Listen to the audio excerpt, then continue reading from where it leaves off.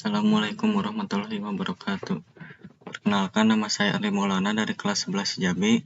Mau mempresentasikan hasil resume yang sudah saya buat minggu lalu. Poin A, Ethernet. Introduction. Ethernet sekarang menjadi teknologi LAN yang dominan di dunia. Ethernet beroperasi di lapisan data link dan lapisan fisik. Standar protokol Ethernet mendefinisikan banyak aspek komunikasi jaringan termasuk format frame, ukuran, bingkai, waktu, dan pengokodaan. Ketika pesan dikirim antara host pada jaringan Ethernet, host memformat pesan ke dalam tata letak bingkai yang ditentukan oleh standar. Frame juga disebut sebagai protokol data unit, PDUS, karena Ethernet terdiri dari standar pada lapisan bawah ini. Dapat dipahami dengan baik mengacu pada model OSI. Model OSI memisahkan fungsi lapisan data link untuk menangani, pembingkai, dan mengakses media dari standar lapisan fisik media. Standar Ethernet mendefinisikan protokol layer 2 dan teknologi layer 1. Meskipun spesifikasi Ethernet mendukung media yang berbeda, bandwidth dan variasi layer 1 dan 2 lainnya, format frame dasar dan skema alamat adalah sama untuk semua jenis Ethernet. Poin B, 5.1 Ethernet Protocol. Ethernet adalah teknologi LAN yang paling banyak digunakan saat ini. Ethernet beroperasi di lapisan data link dan lapisan fisik. Ini adalah keluarga teknologi jaringan yang didefinisikan dalam standar IEEE 802.2 dan 802.3. Ethernet mendukung bandwidth data dari 10 Mbps, 100 Mbps, 1000 Mbps, 10.000 Mbps, 40.000 Mbps, dan 100.000 Mbps. LLC Sublayer. Sublayer Ethernet, LLC menangani komunikasi antara lapisan atas dan lapisan bawah. Ini biasanya antara perangkat lunak jaringan dan perangkat keras perangkat.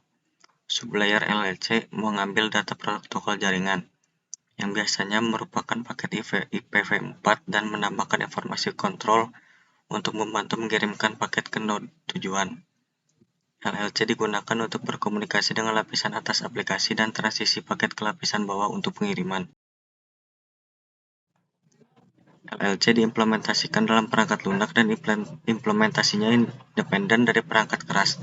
Di komputer, LLC dapat dianggap sebagai perangkat lunak driver untuk NIC. Driver NIC adalah program yang berinteraksi langsung dengan perangkat keras pada NIC untuk meneruskan data antara sublayer MAC dan media fisik. MAC sublayer. MAC merupakan sublayer yang lebih rendah dari lapisan data link. MAC diimplementasikan oleh perangkat keras, biasanya di komputer NIC. Spesifikasinya ditentukan dalam standar IEEE 802.3. 5.1.1.2 MAC Sublayer. Sublayer Ethernet MAC memiliki dua tanggung jawab utama. 1. Enkapsulasi data. 2. Kontrol akses media. Enkapsulasi data. Proses enkapsulasi data mencakup perakitan bingkai sebelum transmisi dan bingkai dibongkar dan penerimaan frame. Dalam membentuk bingkai, lapisan MAC menambahkan header dan trailer ke lapisan jaringan PDU. Enkapsulasi data menyediakan 3 fungsi utama. 1. Frame delimiting. 2. Addressing. 3. Error detection. Kontrol akses media. Tanggung jawab kedua dari sublayer MAC adalah kontrol akses media. Kontrol akses media bertanggung jawab atas penempatan frame pada media dan penghapusan frame dari media. Seperti namanya, dia mengontrol akses ke media. Sublayer ini berkomunikasi langsung dengan lapisan fisik. Kontrol akses media. Proses CSMA digunakan untuk mendeteksi terlebih dahulu jika media membawa sinyal. Jika sinyal operator pada media dari node lain terdeteksi, itu berarti bahwa perangkat lain mentransmisikan. Ketika perangkat mencoba untuk mengirimkan melihat bahwa media sibuk, itu akan menunggu dan mencoba lagi setelah waktu yang singkat. Jika tidak ada sinyal operator yang terdeteksi, perangkat mentransmisikan datanya. Ada kemungkinan bahwa proses CSMA akan gagal dan dua perangkat akan mengirimkan pada saat yang sama. Ini disebut tabrakan data. Jika ini terjadi, data yang dikirimkan oleh kedua perangkat akan rusak dan perlu dibenci. CSMA atau Collision Avoidance. Dalam CSMA atau CA, perangkat memeriksa media untuk keberadaan sinyal data. Jika media gratis, perangkat mengirimkan pemberitahuan di media tentang niatnya untuk menggunakannya. Perangkat kemudian mengirimkan data. Metode ini digunakan oleh teknologi jaringan nirkabel 802.11. MAC address, Ethernet identity. Topologi logis yang mendasari Ethernet adalah bus multi-access. Setiap perangkat jaringan terhubung ke media bersama yang sama, dan semua node menerima semua frame yang ditransmisikan. Untuk mencegah overhead yang berlebihan yang terlibat dalam pemrosesan setiap frame, pengenal unik yang disebut alamat MAC dibuat untuk mengidentifikasi node sumber dan tujuan yang sebenarnya dalam jaringan Ethernet. MAC address struktur. MAC address frame processing. Alamat MAC sering disebut sebagai alamat yang terbakar (BIA) karena secara historis alamat ini dibakar menjadi ROM read-only memory pada NIC. Ini berarti bahwa alamat dikodekan ke dalam chip ROM secara permanen, tidak dapat diubah oleh perangkat lunak. Poin 5.1.2 Ethernet Frame Attribute. Sejak penciptaan Ethernet pada tahun 1973, standar telah berkembang untuk menentukan versi teknologi yang lebih cepat dan lebih fleksibel. Kemampuan Ethernet untuk meningkatkan dari waktu ke waktu adalah salah satu alasan utama bahwa hal itu telah menjadi begitu populer. Versi awal Ethernet relatif lambat pada 10 Mbps, versi terbaru Ethernet beroperasi pada 10 gigabit per detik dan lebih cepat. Gambar 1 menyoroti perubahan dalam berbagai versi Ethernet. Pada lapisan data link, struktur frame hampir identik untuk semua kecepatan Ethernet. Struktur bingkai Ethernet menambahkan header dan trailer di sekitar layer 3 PDU untuk merangkum pesan yang dikirim. Poin 51.2.2 Ethernet Frame Size. Baik Ethernet 2 dan IEEE 802.3 standar mendefinisikan ukuran frame minimum sebagai 64 byte dan maksimum sebagai 1518 byte. Ini termasuk semua byte dari bidang alamat MAC tujuan melalui bidang frame check sequence (FCS). Bidang frameable dan start frame delimiter tidak disertakan saat menggambarkan ukuran bingkai. Poin 51.2.3 Pengenalan frame Ethernet. Bidang utama dalam frame Ethernet adalah pembukaan dan mulai bidang pembatas. Pimmable 7 byte dan start frame delimiter SFD juga disebut start of frame 1 byte, bidang yang digunakan untuk sinkronasi antara perangkat pengirim dan penerima. Bidang alamat MAC tujuan. Bidang 6 byte ini adalah pengenal untuk penerima yang dituju. Seperti yang Anda ingat, alamat ini digunakan oleh layer 2 untuk membantu perangkat dalam menentukan apakah bingkai ditujukan kepada mereka.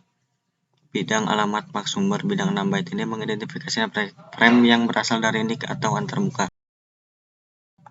Bidang panjang. Untuk setiap standar IEEE 802.3 sebelum tahun 1997, bidang panjang mendefinisikan panjang yang tepat dari bidang data frame. Ini digunakan kemudian sebagai bagian dari FCS untuk memastikan bahwa pesan diterima dengan benar. Poin 5.1.3 Ethernet MAC. Penggunaan alamat MAC adalah salah satu aspek terpenting dari teknologi Ethernet LAN. Alamat MAC menggunakan penomolan heksadesimal. Heksadesimal adalah kata yang digunakan baik sebagai kata benda dan sebagai kata sifat. Ketika digunakan sendirinya sebagai kata benda, itu berarti sistem bilangan heksadesimal. Heksadesimal menjadikan cara mudah untuk mewakili nilai biner. Sama seperti desimal adalah sistem dasar 10 angka dan biner adalah sistem 2 angka dasar. Heksadesimal adalah sistem dasar 16. Poin 5.1.2.3.2 Representasi alamat MAC. Pada host Windows, perintah ipconfig atau all dapat digunakan untuk mengidentifikasi alamat MAC adapter Ethernet. Poin 5.1.4 MAC dan IP. Ada dua alamat utama yang ditetapkan ke perangkat host, satu alamat fisik, dua alamat logis. Poin 5.1.4.2 Konektivitas end-to-end MAC dan IP.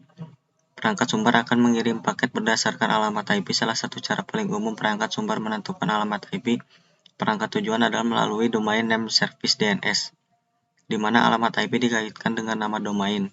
Misalnya www.cisco.com sama dengan 201.165.200.225. Alamat IP ini akan mendapatkan paket ke lokasi jaringan perangkat tujuan. Alamat IP inilah yang akan digunakan router untuk menentukan jalur terbaik untuk mencapai tujuan. Jadi singkatnya pengelamatan IP menentukan perilaku end-to-end dari paket IP. Poin 5.2 Protokol resolusi alamat. Ingat bahwa setiap node pada jaringan IP memiliki alamat MAC dan alamat IP. Untuk mengirim data, node harus menggunakan kedua alamat ini. Node harus menggunakan alamat MAC dan IP sendiri di bidang sumber dan harus menyediakan alamat MAC dan alamat IP untuk tujuan. Sementara alamat IP tujuan akan disediakan oleh lapisan OSI yang lebih tinggi. Node pengiriman membutuhkan cara untuk menemukan alamat MAC tujuan untuk tautan Ethernet tertentu. Poin 5.2.1.2 Fungsi ARP. Agar bingkai ditempatkan pada media LAN, harus memiliki alamat MAC tujuan ketika paket dikirim ke lapisan data link untuk dienkapsulasi ke dalam bingkai. Node mengacu pada tabel dalam memori untuk menemukan alamat lapisan data link yang dipetakan ke alamat IPv4 tujuan. Tabel ini disebut tabel ARP atau cache ARP. Tabel ARP disimpan dalam RAM perangkat.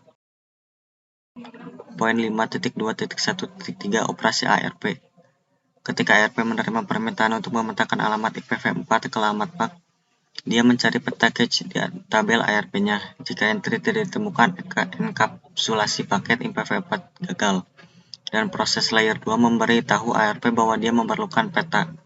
Proses ARP kemudian mengirimkan paket permintaan ARP untuk menemukan alamat MAC perangkat tujuan di jaringan lokal.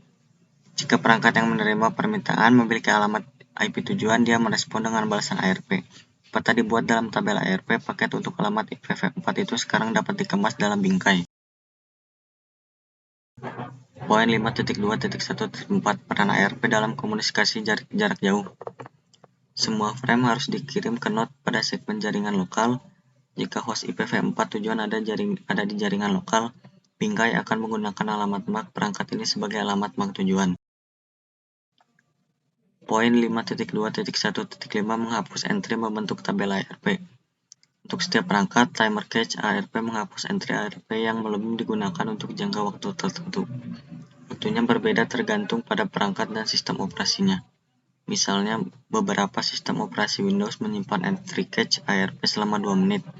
Jika entry digunakan selama waktu itu, timer ARP untuk entry itu diperpanjang hingga 10 menit. Perintah juga dapat digunakan untuk menghapus semua atau beberapa entry secara manual dalam tabel ARP. Setelah entry dihapus, proses untuk mengirim permintaan ARP dan menerima balasan ARP harus terjadi lagi untuk memasukkan peta dalam tabel ARP. Sekian dari presentasi saya kali ini. Mohon maaf bila ada salah kata. Assalamualaikum warahmatullahi wabarakatuh.